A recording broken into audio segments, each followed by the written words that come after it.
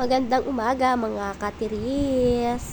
Ngayong umaga patungo kami sa kalupaan ni Mayor upang masilayan ang pinagmamalaki niyang sunflower garden. Huy! Ayun na nga guys, inabot na kami ng malinsangang panahon dahil nagantay pa kami na makakasama namin.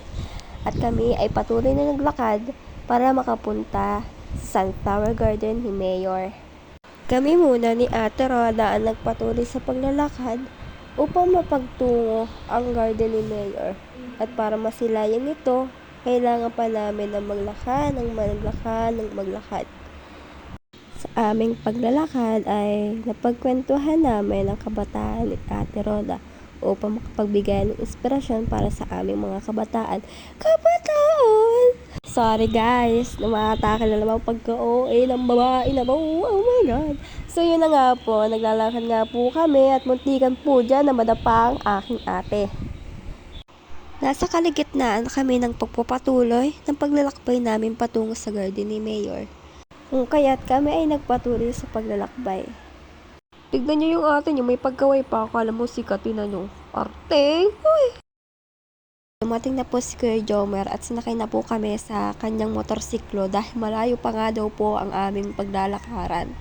At sinakay na po kami at yun po, malapit na po kami doon at amin po napag-usapan ang mga buhay-buhay kumbaga.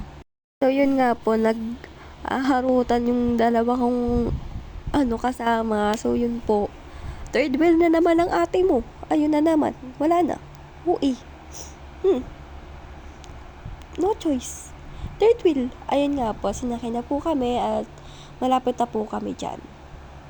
Sakay-sakay lang. Yun nga po.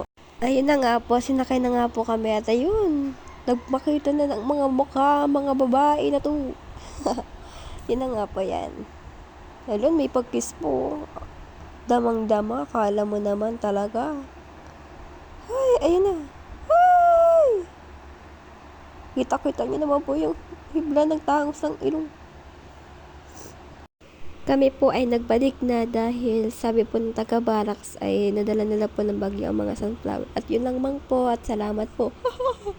Salamat ba mo, mama.